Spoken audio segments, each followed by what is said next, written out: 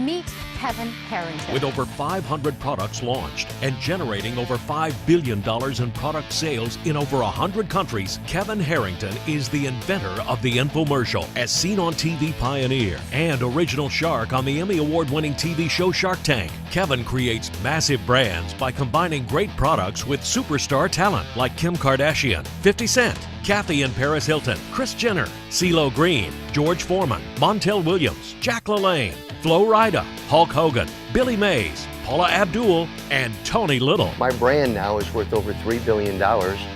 So my advice to everybody, if you even have an idea, you'd want to go to Kevin Harrington. Kevin has been featured on 2020, CNN, Fox Business, Bloomberg, Jim Cramer's The Street, MTV, Good Morning America, the CBS Morning News, The Today Show, The View, and The Daily Double on Jeopardy! Now the last clue, back to the Shark Tank.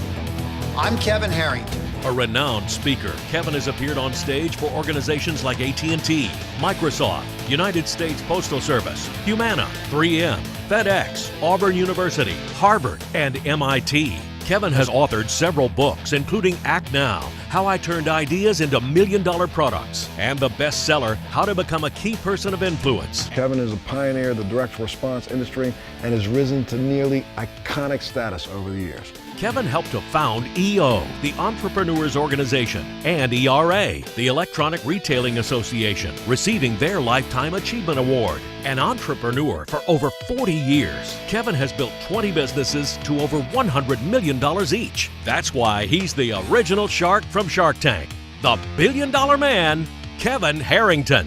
Let's give Kevin a warm welcome.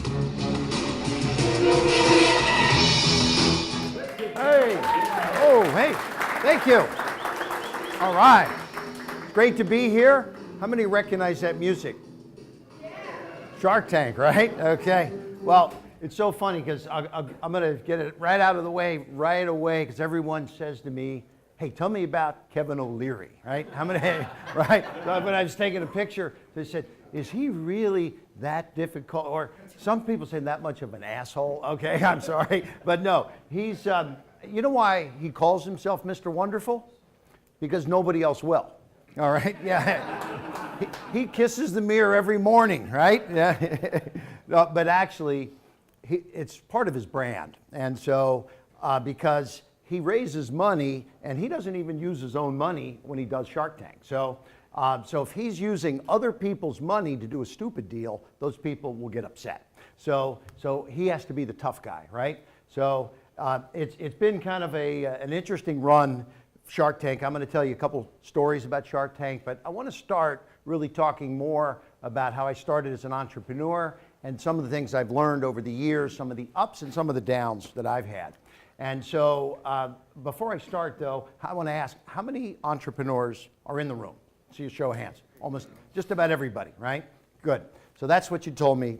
Everybody really is an entrepreneur looking to take their business to great heights. And so I just found out, you said you've got 500 dealers and over 30 of them now have made multi-million-dollar businesses. So I think that's, hopefully, I'll share a couple tips today, but I've learned as much from my mistakes as I have from my successes. So I'm going to share some of those problems that I ran into along the way. Because there's a transition happening right now in the marketplace. And I'm going to go back to the early days when I first started.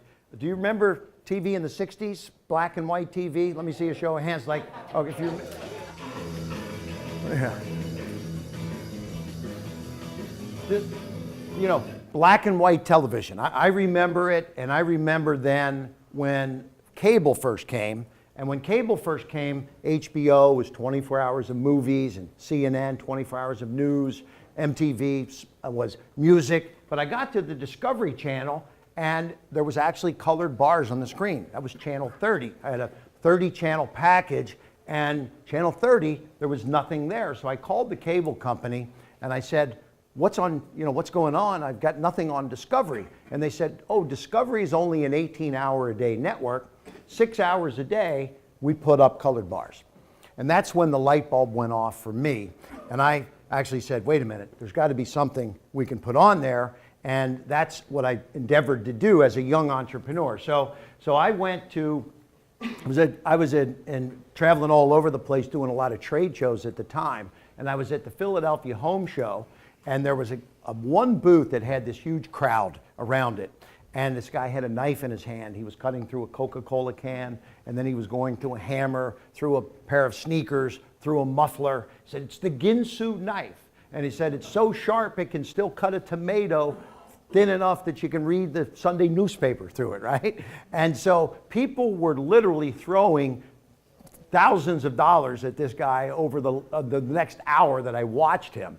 And so that's when I went to him when he got on break, and I said, his name found out was Arnold Morris, and I said, Arnold, how long have you been selling this Ginsu? He said, Kevin, I do this 40 weeks a year, and I've been doing it for dozens of years. I go, next week I'm in Iowa at the State Fair, and I'll be at the boat show after that. And he just goes week to week selling the knife. And that's when I said, Arnold, I said, do you know there's 6 hours of downtime on Discovery? Why don't we, instead of you having to do all that traveling, why don't we take a camera and film it and put it up on Discovery, cut a deal with the cable company. And this is back in 1984, and here's the segment we shot. Let me ask you something. How many knives do you have at home this sharp? You could drop the tomato on top. Pretty sharp, right? You know what one young lady said? Can you cut them thin? I said, thin, one tomato will last you all week long. How many have ever seen Arnold Morris or that Ginsu demonstration, right? Pretty cool. So Arnold, God bless him, this became a pretty big success because we went on to take that around the world, over $500 million in global sales. As I call it, the world's first viral video. Let's give Arnold a round of applause. God bless him. Arnold has since passed away, but then Arnold said to me, he says, Kevin, he said, you don't have to be an inventor. You can partner with people like me. He said, how about I bring you other people, and you know, if you give me a little piece of the action, I'll bring you some more guys, girls, and he brought both. And so the next one he introduced me to was Billy Mays. You remember Billy from the neighborhood here. He lived right here in Tampa. So we met Billy, then we met John Parkin, and then Sandy Mason, and all of these people. And what we did is we took all these shows then all around the world. In fact, because if there were bars on a screen in the U.S., there was bars on a screen everywhere. Here's Tony Little, who's also another local Tampa guy. And when I met Tony in 1989, we did his first infomercial, his second infomercial, and done about a dozen with him now. But here's Tony. We took him in foreign languages. De zitoefening niet werkt. Heet het niet opzitoefening? Is geen zitoefening, nooit meer zo noemen. Oké, spijt me.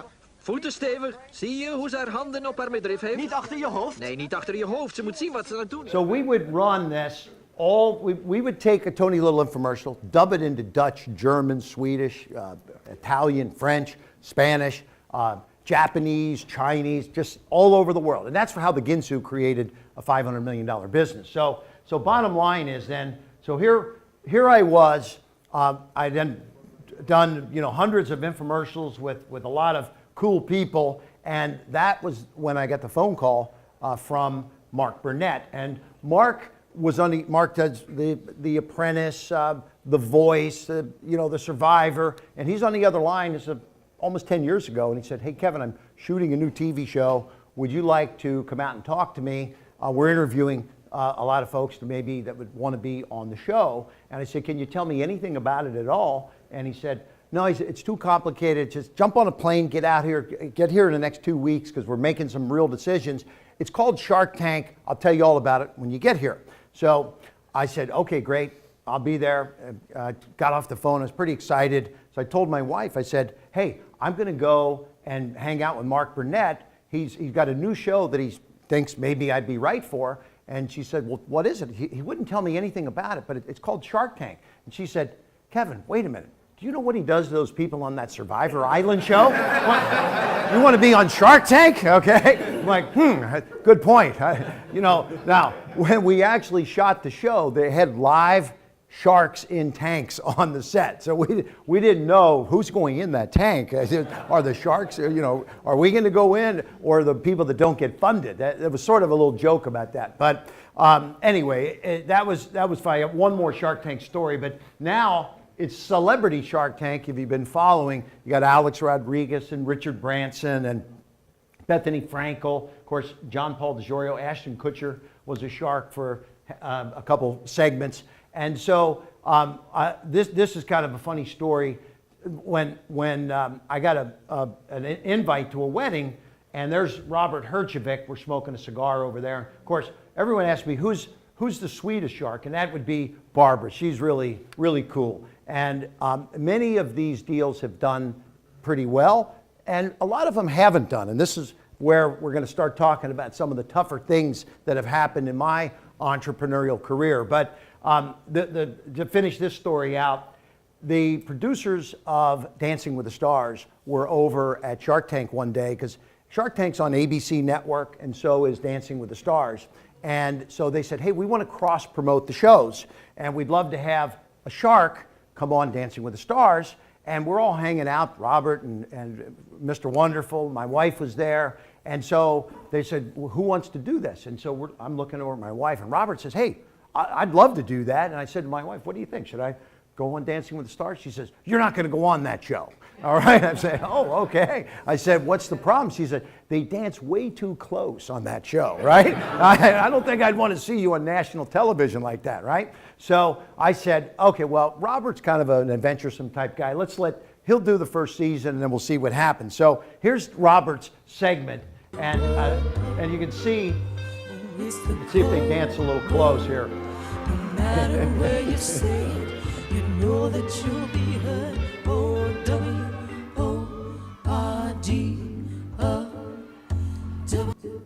Now this is where the story gets crazy. So Robert actually was married at the time that he went on Dancing with the Stars. Now look at the girl there, and now there she is in his wedding shortly thereafter. Okay, so I say, I think they got a little close, all right? You know, he said that his marriage was on the rocks. So, but yeah, they got married. He married his girl from Dancing with the Stars, Kim Johnson. So that was their big wedding out in LA at the Four Seasons just recently. So you know, Shark Tank has been a really cool thing. It's now running in probably about 45 countries, 400 million homes. And it's given me a chance to do a lot of traveling. So it's launched, it's over in Singapore. I was in Singapore and Hong Kong, Seoul, Korea. And really what I do now is I help entrepreneurs supercharge their business. And this is what I've been doing myself now for many years. And so this is where the story gets a little tough for me, because I was sitting at my heyday, and this is now a number of years ago. I had 500 employees. I had a huge fulfillment center, an 80,000 square foot fulfillment center, and we had our own media company, 75 people. We had 100 people in our customer service center, 35,000 square foot studio, which is right over, just across the bridge over in Largo here. And so I was sitting there with all of this, you know, infrastructure. Now, we were doing $500 million a year in sales, but at its peak, things were working great. But then this is what started happening. And as we look at the world today, what's happening on TV, magazines, newspapers, starting to go down, viewership, readership, etc., right? It's no secret that millennials are ditching their TV sets. In fact, Morgan Stanley did a report that TV viewership has dropped by 50%. And so when you think about that, ESPN lost 12 million subscribers. And Yahoo said 56 million plus people have actually cut the cord. It's amazing.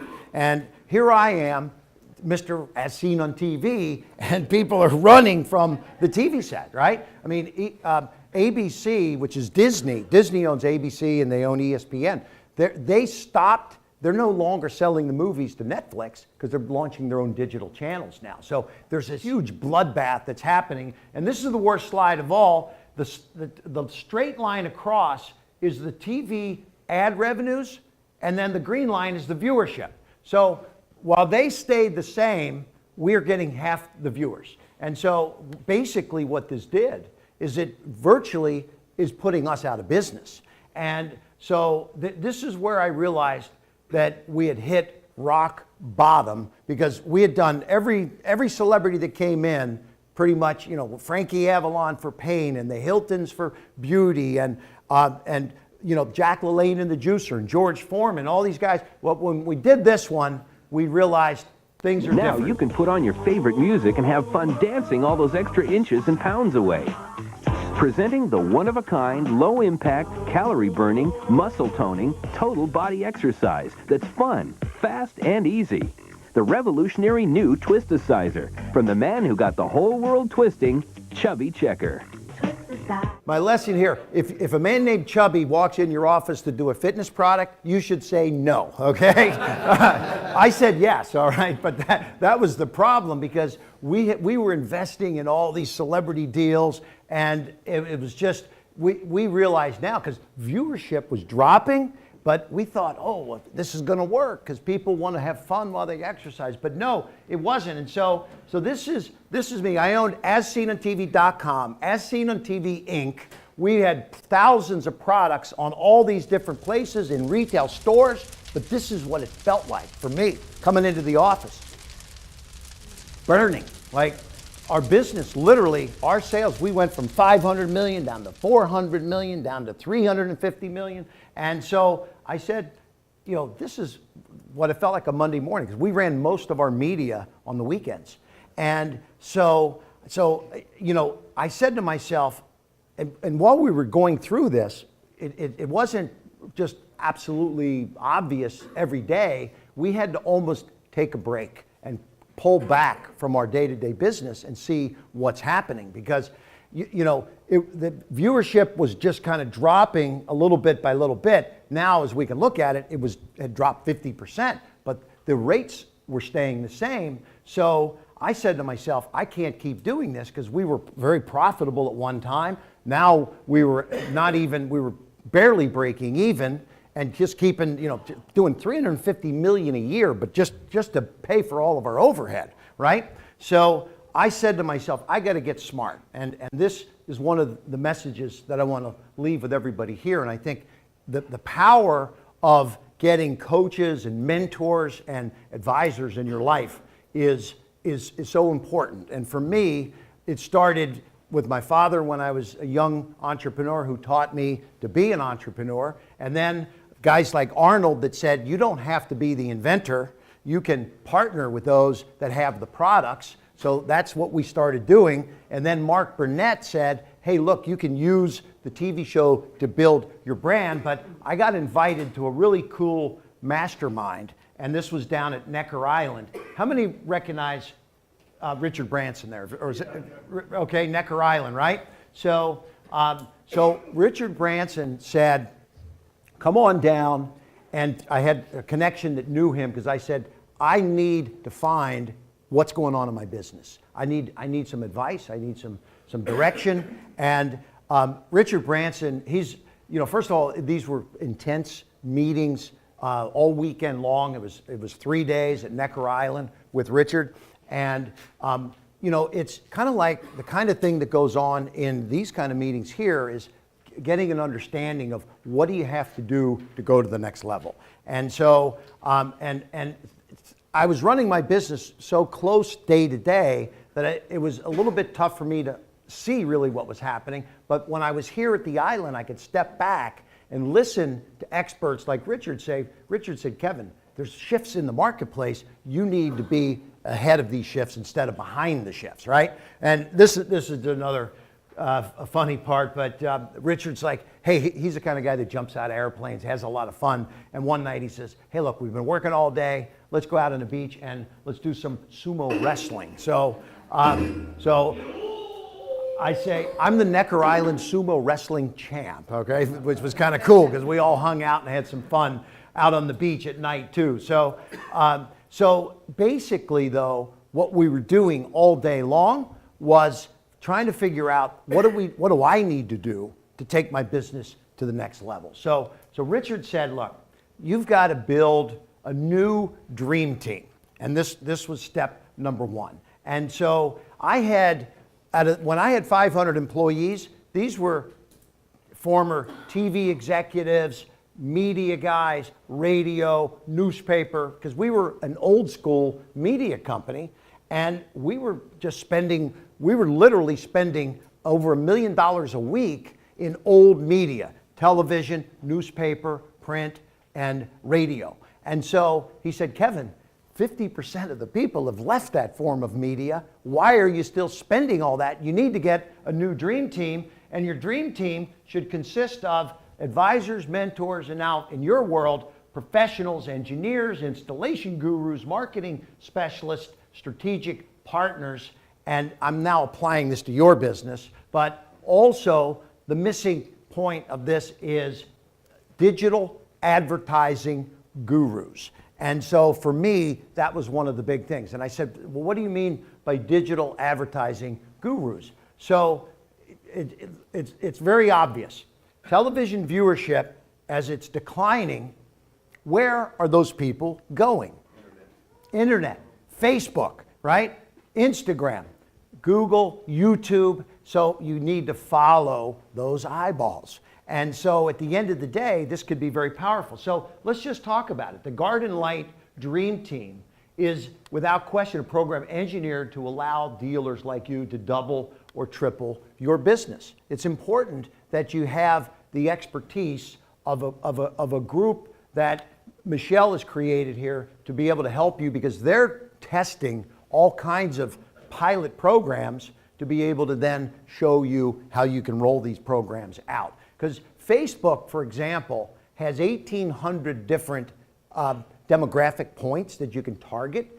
And as you look at the world of mobile, 30% of the electronic retailing business that I'm involved with, Home Shopping Network, QVC, now electronic retailing, 30% is happening on a mobile phone. So you need to be mobile ready, you need to be digital, and you need to be following programs like the Dealer Congress Garden Light has put together. So that's number one. And this is sort of an extension of that, but getting the right dream team is important. And so for me, it became getting these digital folks and as part of my team, and then embracing what we call digital disruption, because when you're on fire, you need to rewire, right? And this will put it in perspective. Radio took 38 years to get to 50 million listeners. TV, 13 years to get to 50 million viewers. The internet, 4. iPod, 3. Facebook, 2. And the Pokemon Go app got there, 50 million downloads in 15 days, right? And then think this is the big one. Ed Sheeran did 375 million downloads in 1 week.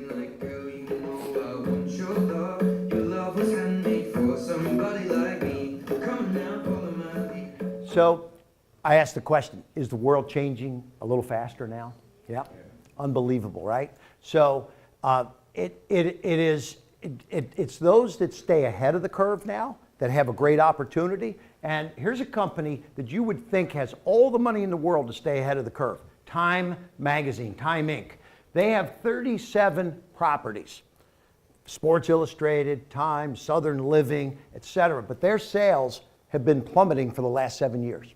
It's unbelievable, right? Well, why? They're in the magazine business. People aren't reading as many magazines. But here's a magazine, that's Steve Forbes from Forbes magazine, and he and I do an event every year, and we have one coming up in July in Las Vegas at the Paris Hotel. And I said to Steve, you know, Time is plummeting. What's happening in your world? And he said, Kevin, he said, you won't believe it, but we've had the most unbelievable year. We have 52 million readers monthly from 1 million 6 years ago. And I'm like, how did you do it? He said, we've paid attention to digital. What we're doing is we have 1,500 freelance contributors who give us daily and weekly content. Now, what they do though is, and by the way, they don't get paid for that, and I'm one of those contributors. So I give Forbes a weekly article, they put it out, but I send it to my millions of followers also. And so what they've done is they've had exponential growth by connecting with the contributors' followers, giving them their highest readership in 98 years. In fact, That's what we're talking about. This is all Forbes.com.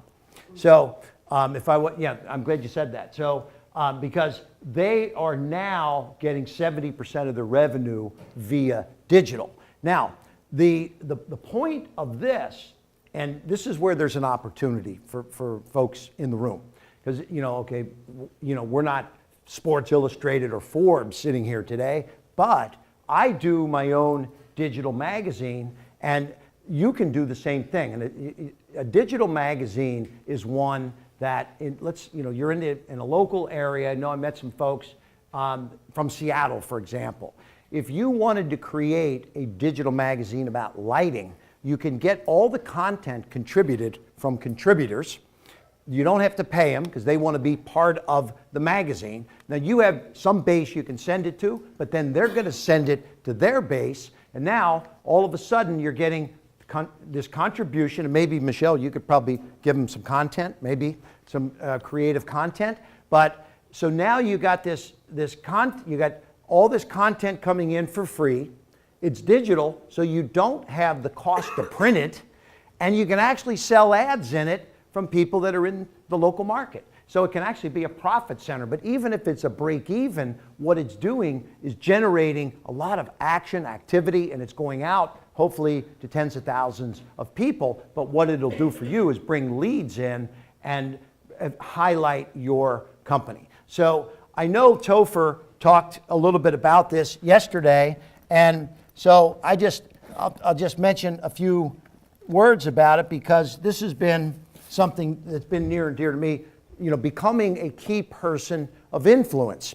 And so when I met Daniel Priestley a number of years ago, I said, Daniel, he had this concept of how do you become a key person of influence? And you write books, and then you put your books out, you've got to start creating content, right? So in fact, I know Michelle, have you shown him your book? No? Can I hold it up or not? No? Okay. So Michelle is writing a book I just wrote the foreword for.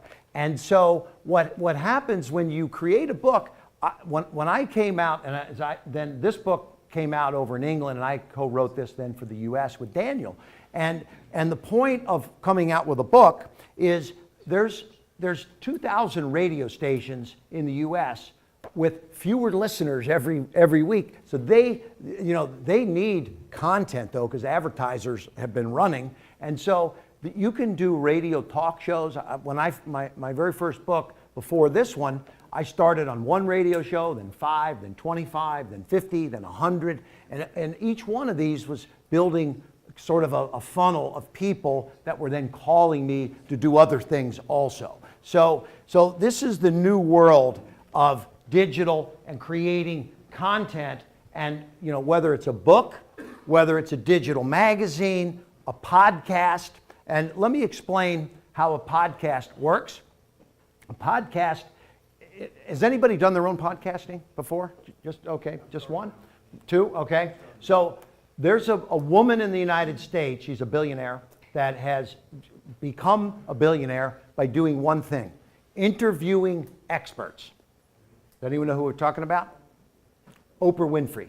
Okay, so what Oprah started, she's on the news, and she was just interviewing experts, people with books, people that were famous, and she leveraged herself against those folks. So bottom line is she was creating content 20 years ago that became very powerful, and now she's Oprah Winfrey, multi-billionaire. So in the world that you're in, you're an entrepreneur, you need to start creating content. And whether it's podcasts, newsletters, digital magazines, books, material, Facebook Live. Has anybody ever done Facebook Live? Yeah? Oh, it's right now. Good. Okay? So this is very, we did a Facebook Live right on my kitchen table a few weeks ago. 50,000 people tuned in to watch. And then we ended up getting tens of thousands of opt-ins that came in from that, which were leads to follow up on. So I think the bottom line is that it's, TV went like this, and Mr. As Seen on TV was going like this, but now we've turned the corner, and that's why I say that Garden Light's digital program can be very powerful, because they're testing these different things in a local market to be able to then show you what has worked so that you can roll out their successful tests. And that's the power of the new digital format that's out there. So that's step number 2. And Michelle said, please talk to everybody here about sales a little bit. I've just recently acquired the assets of Zig Ziglar, who passed away a few years ago. But Zig wrote 31 books in 36 languages and had thousands of hours of videos. And so I did a venture with the family, and we're bringing Zig, we call it Back to the Future. So, I say that knowing how to pitch, knowing how to sell is important. And when you think about it, you need a perfect pitch to build a website, write a press release, maybe get a book deal, maybe get a celebrity to join your team, right? Celebrities can a lot of times you can make deals with celebrities very creatively. There's a whole bunch of football players and NBA, depending on what market you're in, but from football to basketball to soccer to whatever sports there are out there. I mean, just for example, Mike Allstott is a local guy here in Tampa. He's an entrepreneur, and Mike loves to do deals, and he loves to get creative, and maybe he won't take a big fee up front or some percentage of sales or something, or do some kind of barter deal. But this is the way you got to do things today, because you got to get creative, you got to get people to join your team, and I always say also, maybe you just need to raise some capital, so get that perfect pitch down in the process. So I'm going to share the steps to a perfect pitch, and I've taken quite a few pitches over the years, literally tens of thousands of pitches. So I've learned how to kind of do that in the right way. So let me give you, it's a simple thing for you to remember. If you're ever at a loss for how do you come up with this pitch, it's 3 steps: tease, please, and seize. And that's it. People call me and say, hey, I'm going on Shark Tank next week. Can you give me some tips on how to pitch? And I say, first you got to tease with a problem, get their attention. Because if you don't have their attention, they're not listening. But also, show me a problem, and now then you're going to please with unique benefits and supporting it with testimonials, with, here's a key thing, I say magical transformations, right? And so before and after, and I can't think of a better industry than the lighting industry to show before and afters, right? I mean, the pictures that you can show of someone's home before lighting and after is so amazing, right? So that's the please. And then the seize is give me an irresistible offer, an offer I can't refuse. So, and in that world, that becomes the sort of, as Billy Mays was one of, our pioneers of this term, but wait, there's more, right? If you've ever heard that one. But you can always sweeten the pot a little bit and give them a little extra at the end, if they, as a buy now incentive, right? So, I want to show you one of my favorite clips because the Shark Tank had some amazing, thousands of segments now over the years. But here's one of my favorites. Watch it. Hi, I'm Rebecca Rascotti, founder of CityKitty. CityKitty is seeking $100,000 for 15% equity in our company. For the 200 million cat owners around the world, cleaning a litter box is a chore that we all dread. Litter boxes are germ breeding grounds. Kitty litter gets tracked everywhere, they stink up our homes, they cost lots of money to continually fill, and they cause fights in otherwise peaceful households because nobody wants to clean this thing. It's disgusting. And cat owners don't know there's any option, but there is. You can toilet train your cat with CityKitty. Take a look here. With CityKitty, the dirty litter box is gone. Your home is cleaner. You're saving money. You're doing good for the environment. And life at home is better for you and your cat. Has anyone ever seen CityKitty, by the way? No? A couple of you, okay. So this is everything that I've talked about here today is what we did with Rebecca. this never was an as seen on TV product. We created content, we created videos, we did podcasts, we did radio, we got her on TV shows. By the way, there's a local TV show here in Tampa called Daytime, and it runs from 10 to 11. It's on NBC every single day, and it's an advertorial-based show. And for like $1,500, you can own a 4-minute segment on there, and it can feature you and profile you as a tremendous pitch to the local community. And I know people, there's doctors on there that are coming, chiropractors and plastic surgeons, and we do 2 segments every week with a travel venture that we do, and generating massive amounts of leads for our travel business that I'm involved with in a partnership. So this is the same kind of thing we were doing for Rebecca, and by the way, this grew to over $10 million in a toilet training thing for cats, right? So pretty crazy. Now, I got to tell you, we got in the Wall Street Journal, we got her on Good Morning America, the Today Show, and then The View called, and they said, hey, Rebecca, would you like to come on The View? And they said, we're going to have you on with Barbara Walters and a bunch of other hosts. And she's like, wait, Kevin, she said, I'm a little nervous. Sometimes Barbara Walters does negative stories, so maybe I don't want to go on The View.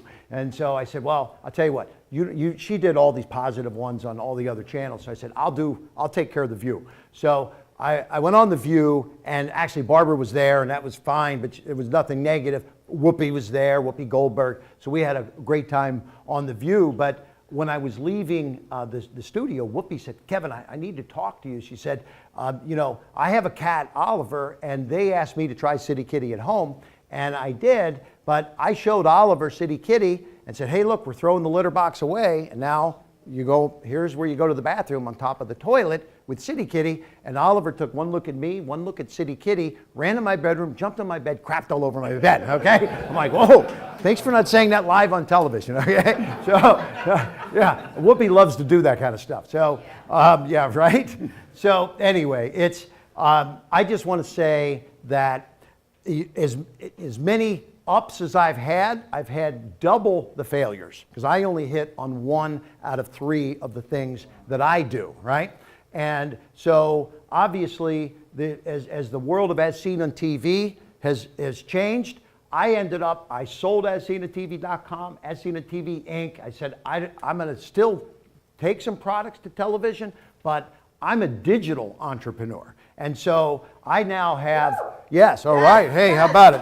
Okay, so, and so I said, the Garden Light Toolbox is a great product line that doesn't fail. It's engineered and Swiss-inspired and comprehensive hands-on training by the best engineers and installers in the industry, and game-changing sales and digital marketing strategy. It is designed for you to dominate your local LED market. So I totally believe that you can run ads on Facebook for as little as $10 an ad.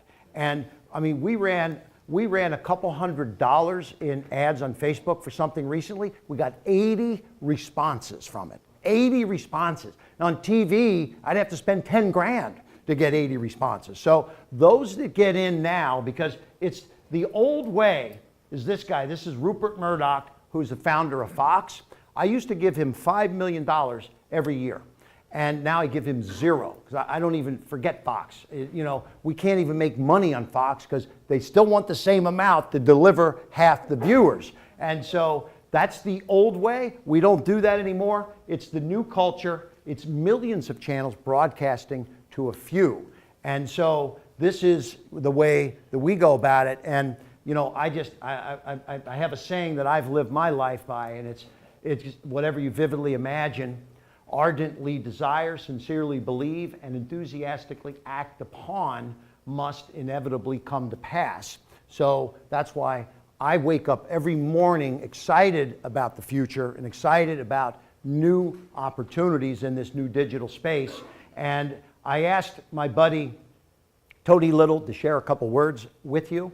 Because Tony was very good at being able to take something very complex and whittle it down to something very simple. And so he and I kind of co-mentor each other. And if there's one thing to take away from today is that when you allow mentors and coaches like Garden to come in to your life and things that we do like this, that things can be very powerful. So I said to Tony, give us a couple of words. He's a local boy, and he said, Kevin, I got 4 words for everyone here today that's thinking about how they're going to supercharge the future business. And here's what Tony has left for you guys.